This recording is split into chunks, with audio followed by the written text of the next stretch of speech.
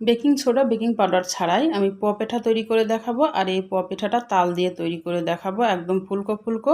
কোনো baking soda baking powder লাগবে না। এইভাবে তৈরি করলে একদম তেলের পিঠা বা পোয়া পিঠা একদম ফুলকো ফুলকো হবে। আমি কিভাবে তৈরি করছি আপনারা প্রথম থেকে শেষ পর্যন্ত দেখতে থাকবেন, তাহলে বুঝতে পারবেন এই তেলের পিঠা বা পোয়া পিঠা কিভাবে তৈরি করছি তাল দিয়ে। আসসালামু আলাইকুম। হ্যালো বন্ধুরা, আপনারা কেমন আছেন? আশা করি আপনারা ভালো আছেন। আমি আলহামদুলিল্লাহ ভালো আছি। আমার শখের কিচেনে আপনাদের সবাইকে স্বাগতম। প্রতিদিনের মতো আবার একটি রেসিপি নিয়ে এসেছি, পোয়া পিঠা বা তেলের পিঠা। আমি কিভাবে তৈরি করছি চলেন শুরু করি। আমি এখানে একটা বোল নিয়েছি, তারপরে এক এক কাপ মতো আমি চাউলের গুঁড়া দিয়ে দিলাম। একটা শুকনা চাউলের গুঁড়া নিয়েছি আর 1 কাপ মতো আটা দিয়েছি। আমি আটা দিয়ে আজকে চাউলের গুঁড়া দিয়ে আমি পোয়া পিঠাটা তৈরি করব। সামান্য একটু লবণ দিয়ে দিলাম স্বাদ মতো। আর এখানে তালের পাল্প, অবশ্যই এখন তালের সময় না, কিন্তু এটা ফ্রিজে ছিল, ডিপ ফ্রিজে ছিল। ডিপ ফ্রিজ থেকে আমি 3 ঘন্টা আগে বের করে রেখেছি। এটা একদম বরফটা গলিয়ে নিতে হবে, তারপরে কিন্তু পিঠাটাতে দিতে হবে। দিয়ে এখন অল্প অল্প করে আমি তাল দিয়ে আমি অল্প অল্প করে মেখে নিব আগে। আমার তাল কতটুকু লাগবে আমি এটা অল্প অল্প করে দেব আর মাখবো। এভাবে ডিপ ফ্রিজে যদি তাল থাকে তো অবশ্যই আপনারা এইভাবে তালের পোয়া পিঠাটা তৈরি করে খেয়ে নিতে পারেন। ডিপ ফ্রিজে এভাবে সংরক্ষণ করে সারা বছরই কিন্তু তালের পিঠাগুলা খাওয়া যায়। এবার আমি এখানে খেজুরের গুড় দিয়ে দিলাম। আমি খেজুরের গুড় দিয়ে আমি পিঠাটা তৈরি করব। আর এই খেজুরের গুড়টাও কিন্তু আমি নর্মাল ফ্রিজে রেখে দিয়েছি, সারা বছর খাওয়া যাবে। নর্মাল ফ্রিজের থুয়ে কিন্তু এই খেজুরের গুড় সারা বছর একদম সুন্দর গন্ধ চেন সবই থাকবে। সারা বছর কিন্তু আপনারা পিঠাপুলি খেতে পারবেন। আমার তালের পাল্প আরও লাগবে। আমি অল্প অল্প করে তালের পাল্পটা দিচ্ছি। তালের পাল্প দিয়ে আমি একটা শক্ত নরম একটা ডো তৈরি করে নেব। তারপরে অল্প একটু পানি অ্যাড করে আমি পোয়া পিঠার ব্যাটারটা তৈরি করে নিব।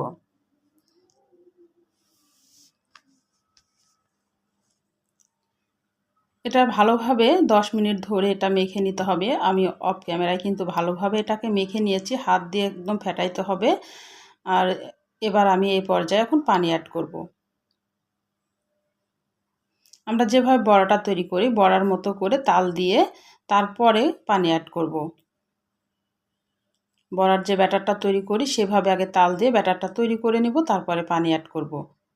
কারণ তালের পোয়া পিঠা তাল একটু বেশি দিলে কিন্তু খেতে ভালো লাগে।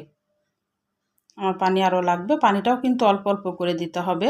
এটা যত মাখানো যাবে ততই কিন্তু ফুলকো ফুলকো হবে। এখানে সেই কারণে কিন্তু আমি এখানে কোনো baking soda baking powder use করি নাই।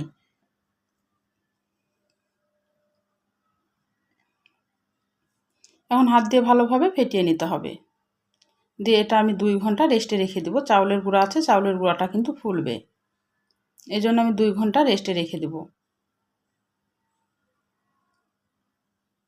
ঢাকনা দিয়ে ঢেকে রেখে দেবো। আমি 2 ঘন্টা পর ফিরে আসলাম। এবার আমি চামচ দিয়ে একটু নেড়ে চেড়ে নিব। আর ঘনত্বটা এবার আপনাদের দেখিয়ে দিচ্ছি। ঘনত্বটা খুব পাতলাও না, আবার একদমই খুব গাঢ় না, একটা মিডিয়াম আকারের একটা ব্যাটার তৈরি করতে হবে। আমি কড়াইটা কিন্তু আগে থেকে গরমে বসিয়ে দিয়েছি, একদম ভালোভাবে কড়াইটা গরম করে নিয়েছি, তারপরে তেলটা দিচ্ছি। আর পোয়া পিঠাতে একটু তেলটা বেশি লাগে, এই জন্য তেলটা একটু বেশি দিলাম। এবার তেলটা গরম হওয়া পর্যন্ত অপেক্ষা করতে হবে, তারপরে মিডিয়াম আঁচ করে দিতে হবে। মিডিয়াম আঁচে এখন পিঠাগুলা দিতে হবে, দিয়ে ভেজে নিতে হবে। আর তালের পোয়া পিঠাটা কিন্তু একদম অনেকক্ষণ ধরে এটা একদম ফুলে থাকে, কিন্তু একটু চ্যাপ্টা টাইপের হয়ে যায়, যেহেতু এখানে অতিরিক্ত তাল দেওয়া আছে। আর এমনি পোয়া পিঠাগুলো কিন্তু অনেকক্ষণ ধরে একদম ফুলকো ফুলকো হয়ে থাকে, ফুলে থাকে। আর এটা কিন্তু তোলার সাথে সাথে কিছুক্ষণ পর কিন্তু একটু নেতিয়ে যায়, যেহেতু আমি বেশি তাল দিয়েছি। আর অল্প একটু তাল দিয়ে যদি করা যায় তাহলে কিন্তু এটা নেতাবে না। আর আমার বেশি তাল দিয়ে এটা ভালো লাগে খেতে। বেশি তাল দিয়ে একবার আপনারা তৈরি করে খেয়ে দেখতে পারেন। আমি এইভাবে একে একে সব পিঠাগুলো তৈরি করে নেব।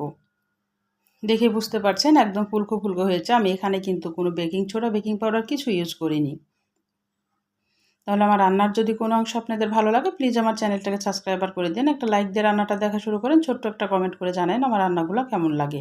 পাশে থাকা বেল আইকনটা প্রেস করে দিন, আমি যখন এরকম নতুন রেসিপি আপনাদের মাঝে হাজির করব আপনাদের কাছে যেন আগে ভিডিওটা চলে যায়। আপনাদের একটা লাইক একটা কমেন্ট কিন্তু আমাকে অনেক উৎসাহ করে।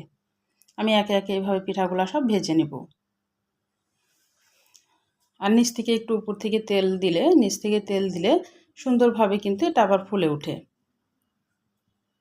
আর এটা আমি আটা দিয়ে করেছি, আপনারা ময়দাও ইউজ করতে পারেন বা সুজিও দিতে পারেন। আমার কিন্তু তেলের পিঠা, পোয়া পিঠা, মালপোয়া আমার চ্যানেলে দেওয়া আছে, আপনারা চাইলে দেখে আসতে পারেন। সুজি দিয়ে, ময়দা দিয়ে রেসিপি দেওয়া আছে, আপনারা যদি চান তাহলে আমার চ্যানেলটা ঘুরে আসতে পারেন।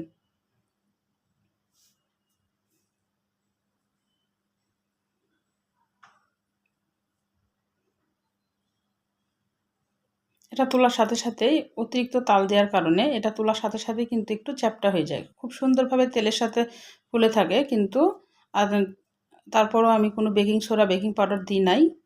এই কারণেই কিন্তু এটা একদম সাথে সাথে একটু নেতিয়ে যায়, কিন্তু খেতে খুবই ভালো লাগে। আমার সবগুলা ভাজা হয়ে গেছে, আমি আপনাদের একটু দেখিয়ে দিচ্ছি। অতিরিক্ত গরম, আমি ভেঙে দেখাতে পারলাম না, আর বিদ্যুৎও চলে গেছে।